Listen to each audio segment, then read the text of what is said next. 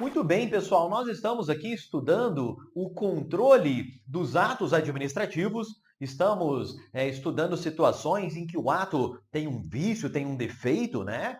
E aí surge lá a anulação, a declaração de nulidade daquele ato administrativo. Estamos estudando situações em que eu realizo o controle de mérito do ato e identifico que ele não é mais conveniente, não é mais oportuno, e aí tem lugar a revogação. Nós vimos ainda a cassação, caducidade, contraposição. São todas situações que objetivam, que resultam na extinção, na retirada daquele ato do mundo jurídico. Bacana? O que nós estudaremos agora é uma situação, é um instituto, vamos dizer assim, que objetiva justamente o contrário. Objetiva justamente manter um determinado ato no mundo jurídico, tá legal? E aí nós estudaremos aqui a convalidação dos atos administrativos. Nós até já estudamos anteriormente que os atos, muitas vezes, eles vão padecer de um vício, de um defeito, não é verdade? E a depender da importância, do tamanho deste defeito, este defeito poderá ser um defeito sanável ou um defeito insanável. Muito bem. Se o defeito é tão pequeno, pessoal, mas ele é tão pequeno que ele pode ser superado. E é aí que tem lugar o estudo da convalidação dos atos. São situações em que eu tenho um ato que possui um defeito, possui uma desconformidade, mas é uma desconformidade superável. E neste contexto surge a convalidação, que busca justamente corrigir aquele pequeno defeito, tá legal? De sorte a manter aquele ato no mundo jurídico, produzindo efeitos desde quando ele havia sido praticado. Legal? Então, esta é a essência da convalidação dos atos administrativos. É um procedimento para corrigir o ato de sorte a mantê-lo produzindo efeitos no mundo jurídico. Bacana? Então, vamos lá, pessoal. Aqui, nós iremos inicialmente contextualizar a convalidação de atos administrativos. Nós iremos nos debruçar sobre quais situações admitem a convalidação, quais situações não admitem a convalidação. Estudaremos os efeitos gerados pela convalidação, né? Se são efeitos retroativos, se são efeitos não retroativos, a gente já vai ver isso aí. Nós vamos ver quem é competente para convalidar atos, né? E nós estudaremos algumas espécies de convalidação de atos administrativos. Legal? Então venham aqui comigo, vamos aqui para a tela justamente para a gente estudar aqui esse tema.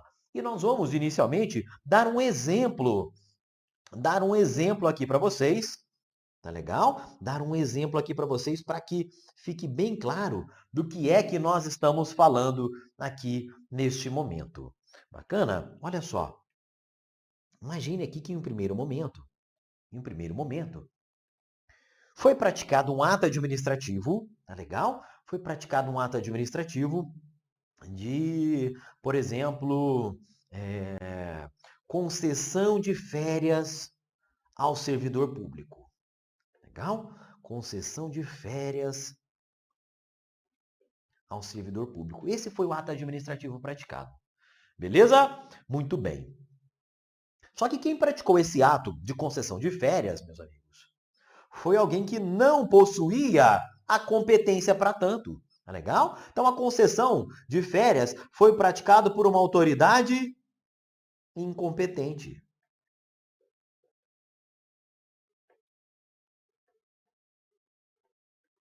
Legal. Muito bem. Mas imagine aí que a administração pública, né, a autoridade que era competente, ficou sabendo daquilo e acabou aceitando. Né? A autoridade competente disse, olha, muito embora quem praticou o ato foi o fulano de tal e ele não era competente, aqui há um interesse público, né, e eu acho que essas férias, essa concessão de férias, esse é um ato que pode ser aproveitado. Tá legal? Eu não preciso anular esse ato, para praticar um outro ato de concessão de férias.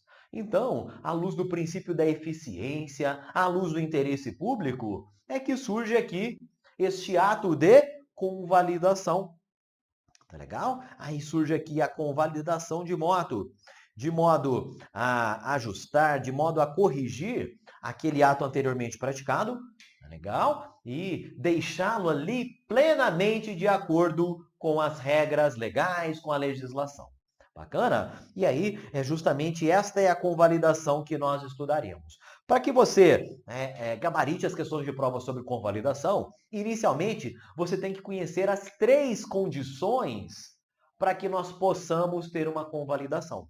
Legal? Olha só, pessoal. Primeiro, eu só posso falar, né? Nós vamos falar aqui sobre esses requisitos da convalidação. Só posso falar em convalidação de ato administrativo quando eu me deparar com um ato que apresente um vício sanável, um vício superável. Tá legal? Isso aqui pode aparecer com outro nome na hora da prova, né? Porque muitas vezes,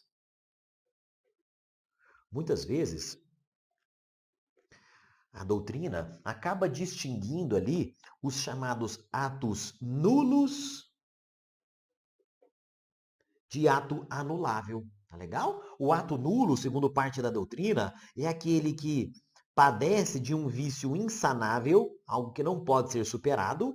Bacana? Ao passo que o ato meramente anulável, ele padece de um vício sanável, de um vício superável. Tá legal? E aí seria aqui, né, esse primeiro requisito para que eu possa convalidar ato administrativo. Daldi, entendi. Primeiro requisito é o vício sanável. Eu não sei o que é isso não, mas eu já vi que é um primeiro requisito. Bacana, né? Por enquanto, pessoal, segure aí, mais à frente a gente vai tratar, dizer exatamente o que é esse vício sanável. Mas por enquanto, memorize que convalidação é vício pequeno, vício superável, vício sanável. Bacana? Segundo requisito, pessoal, é que a convalidação não pode resultar em lesão ao interesse público. Legal? Se, de algum modo, eu estou ali diante de um ato com vício sanável, beleza. Mas a convalidação vai ferir o interesse público, opa, eu estou impedido de convalidar aquele ato.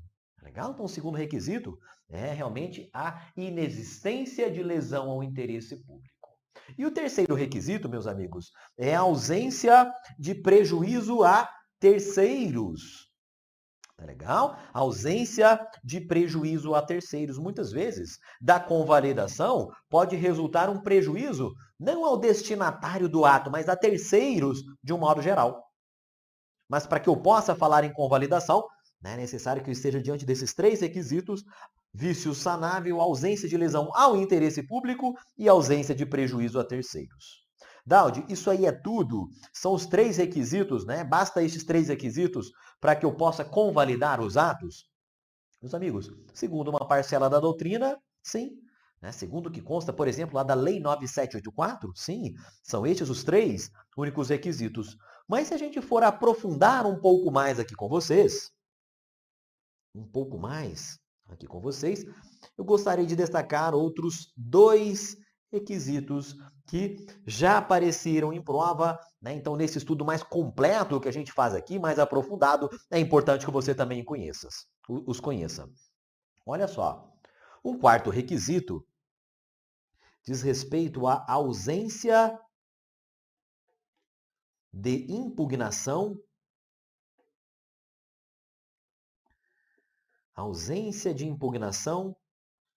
do interessado.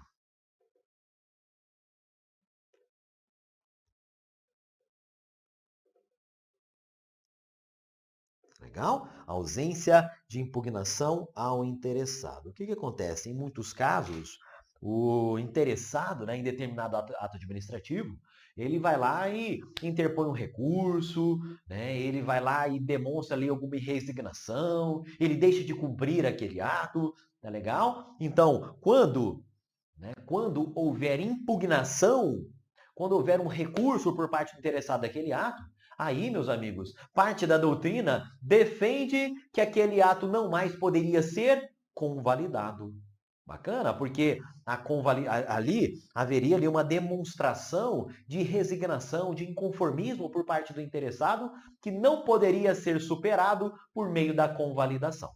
Legal? Então, quarto requisito, ausência de impugnação pelo interessado. E o quinto requisito, meus amigos, segundo parte da doutrina, diz respeito à ausência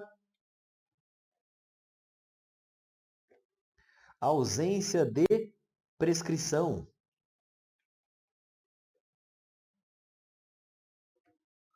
ocorrida com o decurso do tempo.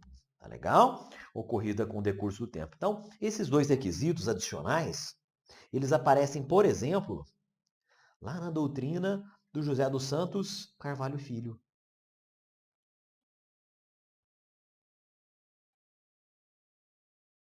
Existem em alguns entes federativos, né, a lei do processo administrativo traz também estes dois requisitos, né, ausência de impugnação do interessado e ausência de prescrição em razão do decurso do tempo. Tá legal? Então memorize aí, né, grave aí os três requisitos principais: vício sanável, ausência de prejuízo ao interesse público, ausência de lesão ao interesse público, ausência de prejuízo a terceiros, e também esses dois requisitos adicionais importantes para fins de prova. Muito bem. Agora, ficou ainda uma dúvida, né? Até entendi esses 3, 5 requisitos, Daudi, mas e aí? O que é aquela história de vício sanável? E é isso que nós vamos tratar com vocês aqui agora. Né? O que exatamente é vício que pode ser considerado vício sanável, vício superável que admite convalidação. Bacana? E em regra, meus amigos, vício sanável é aquele que repousa sobre a competência para a prática do ato administrativo ou sobre a forma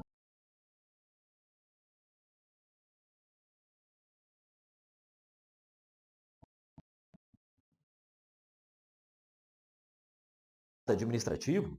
A gente pega lá competência, finalidade, forma, motivo e objeto. A gente vai perceber forma. Portanto, dizem respeito a elementos, né, a vícios sanáveis. Legal? Então, se o ato foi praticado por alguém que não detinha a necessária competência, se, enfim, eu tinha que praticar aquele ato ali por meio de uma resolução, pratiquei por meio de uma portaria, né? Então, quanto à forma também, né, em regra, admite-se a convalidação, eis que a forma em regra é considerada também um exemplo aí de vício sanável. Legal? Mas tem detalhe aqui a título de aprofundamento. É importante que você conheça, né, algumas informações que gravitam aqui em torno desse vício sanável. Muito bem. Esse vício quanto à competência, ele é sanável, meus amigos, quando essa incompetência recai quanto à pessoa. Tá legal? Recai quanto à pessoa. Né? Então, por exemplo, olha só, o regimento interno do meu órgão, né, o regimento interno do órgão diz lá que competente para praticar aquele ato administrativo era o chefe de serviço. Legal? Era o chefe de serviço, né, que inclusive é o Carlos. Mas na prática, quem foi lá e praticou aquele ato, né, na prática, quem editou o ato administrativo não foi o chefe de serviço, foi, na verdade, o supervisor. Legal? O supervisor. E aí sim, nós estaremos ali diante de um vício quanto à competência, tá legal? Quanto ao sujeito, né? E competência quanto à pessoa. Se aquela competência não for exclusiva do chefe de serviço, tá legal? Se aquela competência não for exclusiva do chefe de serviço, é possível convalidar aquele ato. Tá legal? É possível que o ato que deveria ter sido praticado pelo chefe de serviço e foi pelo supervisor, que ele seja convalidado porque o vício é sanável. Daudi, quando é que a competência não diz respeito à pessoa? Pessoal, é possível, por exemplo, que nós tenhamos ali uma incompetência quanto à matéria. quanto à matéria. Né? E nós já até mencionamos isso anteriormente, mas é o seguinte, imagine aí, você tem no município, tem lá várias secretarias do município, bacana? E a secretaria que era competente para praticar aquele ato é a Secretaria de Saúde. Mas quem praticou o ato foi a Secretaria de Educação. Então, percebam, nós temos aí matérias distintas, né? Uma lida com saúde e outra lida com a matéria educação. Então, neste caso, aquele ato possui um vício quanto à competência, mas não diz respeito à pessoa, diz respeito à matéria. E o vício de competência quanto à matéria, ele não é um vício sanável. Tá legal? Então, naquele caso, né, aquele ato foi praticado pela Secretaria de Educação e não pela Secretaria de Saúde, aquele ato não será convalidável. Ele não é um vício, né, não padece de um vício sanável, mas sim de um vício insanável. Bacana? Então, o vício quanto à competência, em regra, é sanável, desde que se refira à pessoa e que não seja competência exclusiva. Bacana? E também a gente comentou que o vício quanto à forma, ele é um vício sanável também. Mas tem um detalhe, meus amigos. Ele tem um detalhe, né? Exceto se aquele defeito recai sobre um aspecto da forma exigido em lei. Legal? Se a lei exige, né, determinada forma específica para a prática daquele ato e eu desobedeço, eu descumpro essa regra legal, aí, pessoal, considera-se que aquele vício será insanável. Bacana? Então, como regra geral, vício sanável é aquele que diz respeito à competência e à forma. Bacana? Mas, para a gente completar aqui mesmo o raciocínio, o vício quanto à competência será sanável quando se respeito à pessoa e não for competência exclusiva, e o vício quanto à forma será sanável, né, quando não recair em um aspecto da forma exigido em lei. Muito bem, pessoal. Então, nós já vimos aí, né, isso aqui é o que é cobrado na maioria das questões de prova. Mas o que acontece? Direito administrativo, né, tem vários estudiosos, vários doutrinadores no direito administrativo. E quando o assunto é convalidação, cada estudioso tem a sua interpretação, tem a sua visão sobre este assunto. Legal? E parte da doutrina, meus amigos, nos ensina que em alguns casos, o vício quanto ao objeto, tá legal? O vício quanto ao objeto também seria um vício sanável. Ah, Daldi, então existe isso? Um terceiro vício sanável? É isso aí. Legal? Eu vou até colocar um asterisco, né? Porque isso aqui não é uma unanimidade, mas é importante que você conheça, isso aqui também cai em prova. Daldi, me dê um exemplo aí de vício no objeto que é sanável, que pode ser convalidado. Olhem só, pessoal. Imagine que eu tenho um ato administrativo com mais de um objeto. Tá legal? É o que se chama de atos plúrimos, né? Ou atos com objeto plúrimo. Bacana? Olha só. Olha só, pessoal, imagine aí, né, que foi praticado um ato de nomeação, legal? A nomeação ali de 5 servidores. Bacana, então eu tenho múltiplos objetos, eu tenho objetos plúrimos, nomeação ali de 5 servidores. Beleza? Olha só, se eu identifico que aquele ato de nomeação, né, não deve ocorrer ali em relação a um servidor e em relação a outros 4 servidores, aquela nomeação pode ocorrer normalmente, eu vou lá e faço o seguinte, eu convalido aquela nomeação, eu convalido aquele ato que foi praticado em relação a esses 4 servidores aqui. Bacana? Em relação aqui a estes 4 servidores. Né? Então, isso seria um exemplo de convalidação por vício, né, no objeto. Tá legal? Então, eu tenho um único ato nomeando 5 servidores? Bacana, o objeto é plurimo, beleza. Eu posso convalidar em relação a alguns deles, né? E não convalidar em relação aos demais. Bacana? De toda maneira, pessoal, de toda maneira, percebam aí que o vício quanto à finalidade, tá legal? E vício quanto ao motivo, é mesmo esta corrente doutrinária que defende a convalidação de alguns atos com vício no objeto, mesmo essa corrente mais ampliativa, vamos dizer assim, né, para ela, se o vício recai sobre finalidade, né, finalidade de interesse público, e sobre o motivo, razões de fato e de direito que levaram à prática do ato, nestas duas situações os atos nunca seriam convalidáveis. O vício nunca seria um vício sanável. Bacana? Entendido até aí? Muito bem, pessoal. Antes da gente avançar, né, eu só lembro aqui que quem defende, né, quem, por exemplo, defende a convalidação de atos com vício no objeto, é de novo aqui o Carvalho Filho. O Carvalho Filho, que defende esta possibilidade. Tá legal? Maria Silvia Zanella de Pietro, ela é contra, né, este enquadramento aqui, porque ela diz que nessa situação, esse aproveitamento, vamos dizer assim, de um ato ali em relação a alguns dos objetos e não em relação aos demais, isso até poderia ocorrer, mas não seria uma convalidação propriamente dita. Tá legal? Muito bem. Avançando aqui um pouco mais, é importante nós lembrarmos, né, quanto ao objeto, quais atos podem ser convalidados. Daldi, eu já sei, os atos que apresentem ali um vício sanável. Muito bem. Mas vem cá, vem cá. Eu posso convalidar ato discricionário? Posso, né? Eu posso ter vício sanável em atos discricionários? Posso. Posso ter vício sanável em ato vinculado? Posso. Então, daí a gente chega à conclusão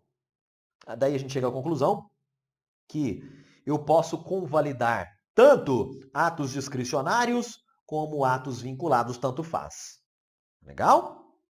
Agora, o ato de convalidação em si, decidir se eu vou reconhecer ali a nulidade do ato, né, anular aquele ato, ou se eu vou convalidar, a despeito de entendimentos doutrinários divergentes, né, tem se considerado que a convalidação em si é um ato discricionário.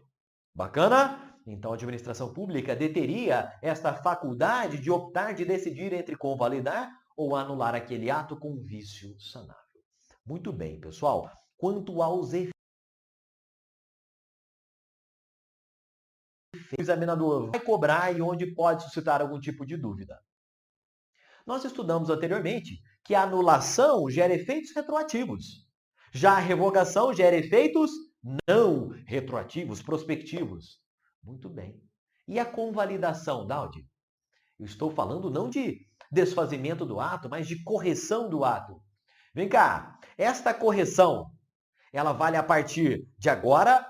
Ela vale a partir do momento em que o ato é convalidado? Ou ela vale desde o sempre, desde, né, o momento em que ele havia sido praticado? E a resposta, meus amigos, está aqui, ó. A convalidação gera efeitos retroativos, efeitos ex tunc. Então, para que fique bem claro, olha só. De novo aqui aquela nossa linha do tempo. Bacana? Muito bem. Em determinado momento, em determinada data, eu vou chamar aqui de D1. Eu pratiquei um ato administrativo e eu pratiquei um ato administrativo com vício sanável. Muito bem. Em um segundo momento, eu vou lá, detecto a falha naquele ato, tá legal? Detecto a falha naquele ato e eu vou lá, vou promover a convalidação dele. Do interesse público que ele seja mantido, né, e retificado, ajustado, corrigido no mundo jurídico. Muito bem. E aí a grande pergunta é, esta convalidação, Daldi, ela vai produzir efeitos daqui em diante ou ela vai produzir efeitos desde o ato convalidado? E a resposta, né, pela retroatividade, né, a convalidação gera efeitos retroativos. E aqui, pessoal, tem a parte aí do decoreba, mas Pense aqui comigo. Né? Tem um fundo, tem uma questão lógica que vai ajudar você a gravar isso aqui. É o seguinte, olha só por hipótese, imagine aí que a convalidação não gerasse efeitos retroativos.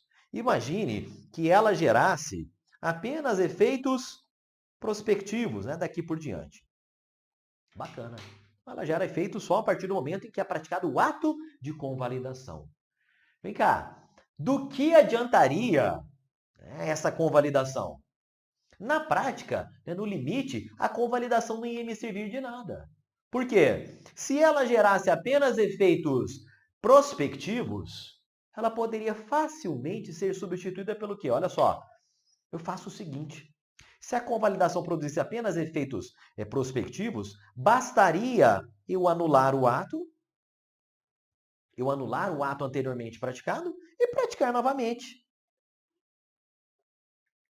E aí eu teria, sim, um ato legal, né? Um ato sem vício, aqui de D2 em diante. Legal? Então, se ela não gerasse efeitos retroativos, ela pouco representaria, ela não teria ali praticamente nenhuma finalidade. Legal? Então, o grande trunfo, a grande importância da convalidação na prática está aqui nesse slide. É a produção de efeitos retroativos, é a correção do ato viciado desde o momento em que ele foi praticado, desde lá atrás, de modo a corrigi-lo, né, desde ali, né, o momento do seu nascedouro, e extirpar ali do mundo jurídico aquele vício desde a sua origem. Tá legal? Anotem, porque isso aqui cai realmente bastante em prova, efeitos retroativos da convalidação. Tá legal? Vamos avançar aqui um pouco mais para nós comentarmos a competência para a prática do ato de convalidação. Olha só, regra geral, meus amigos, quem pode convalidar o ato é a administração pública. A administração pública, quem praticou o ato. Legal? Essa aqui é a regra de ouro. Né? Então, quem detém competência para praticar o ato, detém competência para convalidá-lo. Mas tem uma exceção. Uma parcela da doutrina. Tá legal? Uma parcela da doutrina, como por exemplo, Celso Antônio Bandeira de Mello, defende que a convalidação, em alguns casos, pode partir do particular e não da própria administração pública. Tá legal? Imagine aí, o exemplo aqui imagine que a administração vai lá e praticou um ato que depende da solicitação do particular. O particular, para que a administração possa, por exemplo, expedir ali um alvará de construção, para que a administração possa expedir ali um habite, por exemplo, uma carta de habite, né? É necessário que aquele procedimento tenha sido startado, tenha sido iniciado pelo próprio particular. Agora, a administração foi lá e praticou, naquele caso, aquele ato, sem o particular ter se manifestado. Legal? E aí, o que acontece? Como aquilo é do interesse do particular, ele pode vir e posteriormente manifestar-se de acordo, manifestar o seu interesse naquele ato que já foi praticado. Tá legal? Então nós temos ali um ato que possui um vício, bacana, o vício que diz respeito à falta de manifestação do particular, e esse vício é suprido com essa manifestação tardia, manifestação posterior do particular. E segundo parte da doutrina, isso seria sim um exemplo de convalidação que partiu do particular. Bacana? Então, competência em regra de administração, mas é possível que tenha início ali, né, excepcionalmente, na atuação do particular. Bacana? Agora, pessoal, nós vamos comentar aqui algumas espécies de convalidação. Isso aqui também aparece em prova e aqui também tem divergência. Eu vou trazer aqui dois posicionamentos doutrinários para vocês. Legal? Eu vou trazer aqui, inicialmente, a posição doutrinária do Celso Antônio Bandeira de Mello. Daldi, como é que eu vou fazer na prova para lembrar disso tudo? Pessoal, calmem, fiquem tranquilos. Vamos estudar aqui estas espécies. Né? Na sequência, a gente vai estudar ali uma outra classificação. Tá legal? Fiquem tranquilos que a gente vai exercitar, vai memorizar a gente vai conseguir memorizar aqui essas principais espécies de convalidação. Muito bem. Olha só, segundo Celso Antônio Bandeira de Mello, existem 3 espécies de convalidação. Tá legal? Existe lá a ratificação, né? Então eu vou ratificar algo que foi praticado anteriormente. E nesse caso, a ratificação seria pela própria autoridade que praticou o ato. Né? Se foi o Francisco que praticou o ato viciado, é o próprio Francisco que vem lá e convalida, né? Ratifica aquele ato. Bacana? Existe também a confirmação. Tá legal? A confirmação, ela é realizada por, não é outro, não é outra autoridade, legal? Que não o Francisco, né? Que não o Francisco, em geral, autoridade hierarquicamente superior. Então, muitas vezes surge lá o Roberto, né? Que é o chefe do Francisco, ele vem lá e ratifica, né? Na verdade, ele confirma, convalida o ato praticado anteriormente pelo subordinado, pelo Francisco. Tá legal? E por fim, nós temos o saneamento. O saneamento é aquela situação em que o particular afetado pelo ato, ele vem lá e se manifesta e resulta na convalidação daquele ato. Bacana? Então, ratificação, confirmação e saneamento. Legal? Agora, se nós tomarmos por base lá a doutrina do Carvalho Filho, nós teremos o estudo aqui, né, de 3 espécies, de 3 subclassificações aqui de convalidação. Legal? Eu tenho a ratificação, né, como já havia lá no Celso Antônio, eu tenho a reforma e tenho ainda a conversão. Tá legal? Ratificação, pessoal, o órgão competente decide sanar, convalidar o ato viciado, seja pela mesma autoridade, seja por outra autoridade. Então ele chama, né, o Carvalho Filho chama aqui ratificação e confirmação, tudo de ratificação. Se ocorre dentro do mesmo órgão, seria ali a ratificação. Bacana? Existe também a reforma do ato administrativo, que segundo o Carvalho Filho é uma espécie de convalidação, né? E neste caso, nós temos um novo ato que suprime um trecho, um pedaço ali do ato viciado. Legal? Então eu vou ali fazer uma convalidação parcial, vamos dizer assim. Legal? E tem também a conversão. Eu pratico um primeiro ato, esse ato ele tem ali uma invalidade, ele tem ali um vício, bacana? E o que vai acontecer? É que eu vou substituir aquele trecho inválido por um novo ato. Legal? De uma nova categoria. E aí é isso que o Carvalho Filho chama ali de conversão. Legal? De toda sorte, meus amigos, já saibam que existem essas espécies, né? Existe lá a ratificação, existe lá a conversão, né? A reforma aqui, segundo o Carvalho Filho, tá legal? E lá no nosso material PDF a gente detalha isso aqui um pouco mais, né? Vale a pena você dar uma lida a título de aprofundamento. Não é algo que cai tanto assim em provas, mas se cair você já estará preparado, não será pego de surpresa. Bacana? E para a gente fechar aqui essa nossa aula, eu gostaria de comparar aqui na tela com vocês a anulação, a revogação que nós já estudamos com a convalidação. Legal? A convalidação, vou até mudar aqui a cor da caneta, porque anulação e revogação retira, né, desfaz o ato administrativo, já a convalidação resulta na sua manutenção no mundo jurídico, na sua preservação. Muito bem.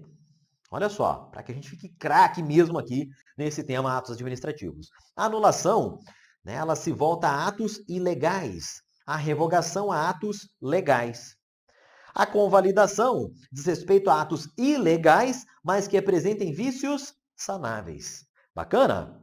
Eu só posso revogar atos discricionários. Agora, na anulação e na convalidação, tanto faz.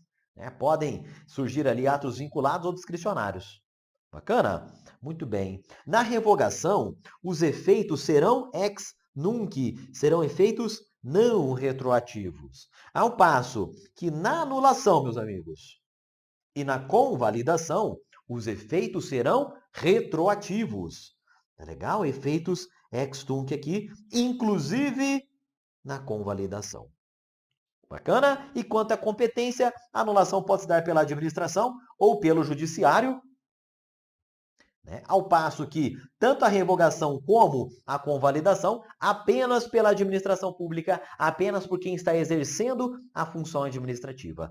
Para a gente realmente fechar aqui, existem aquelas duas condições principais, né? Além do vício ser sanável, eu só posso convalidar ato que não resulte em lesão ao interesse público e também não resulte em prejuízo a terceiros. Legal? Entendido até aqui? Vamos fazer aqui questão de prova sobre a convalidação. Venham aqui comigo na tela.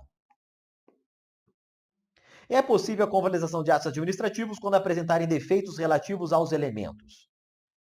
Aqui a gente tem que se lembrar que o vício sanável, né, em regra, é aquele que repousa sobre a competência e também sobre a forma, como regra geral. Então, falou aqui em competência, falou em forma, eu vou me lembrar aqui, né, o gabarito está na letra D. Ah, Daldio, mas você comentou que uma parte da doutrina admite também a convalidação quando o vício recai sobre o objeto, né, objeto plurimo. E é verdade, né? Mas isso aqui não é uma unanimidade, tá legal? E se não aparecer ali na sua prova, né, a gente não vai procurar pelo em ovo ali também.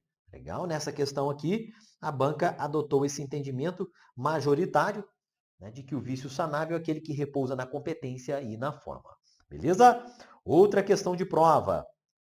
A convalidação supre o vício na competência ou na forma de um ato com efeitos retroativos ao momento em que este foi originariamente praticado. Opa, é isso aí, pessoal, isso aqui está correto, né? Mencionou aqui os vícios sanáveis, né, os principais vícios sanáveis, e o fato de a convalidação provocar efeitos retroativos. Belezinha? Muito bem. O ato administrativo com desvio de finalidade pode ser convalidado. Opa, errado, né? Competência, finalidade, forma, motivo e objeto. Eu só posso convalidar esses aqui, ó, vício na competência e na forma, em alguns casos também no objeto. Falou que o vício é aqui na finalidade, esse ato não admite convalidação. O vício aqui é insanável. Bacana? Ou seja, eu deixei de atender ao interesse público, aquele vício, aquele ato está fadado a ter a sua nulidade declarada. Mais uma. Olha só. A convalidação dos atos não pode ser feita por quem não pertença aos quadros da administração pública. E aí, pessoal? Isso aqui está errado, né? Por dois motivos. O primeiro deles é que o ato administrativo, né, nós temos atos administrativos praticados por quem não pertence aos quadros da administração. É isso aí. A gente tem que se lembrar lá da definição de ato administrativo, que é aquela declaração de vontade praticada pela administração pública ou por quem esteja fazendo as vezes de administração. Em alguns casos, ali, o concessionário de serviço público, o permissionário, o autorizatário, ele vai agir como a administração pública e aí ele vai poder praticar ato. E além disso, né?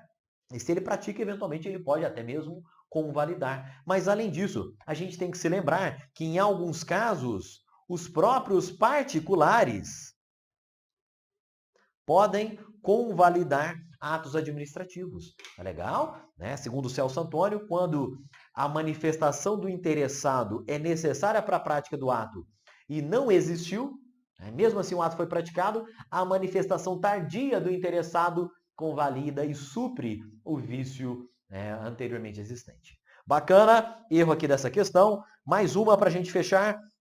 A convalidação dos atos produz efeitos futuros. Errado, né? Produz efeitos retroativos, anteriores à data da convalidação. O que mais, pessoal? Enseja a edição de novo ato administrativo que produz efeitos desde a data em que foi editado o ato viciado, salvo disposição expressa em sentido contrário.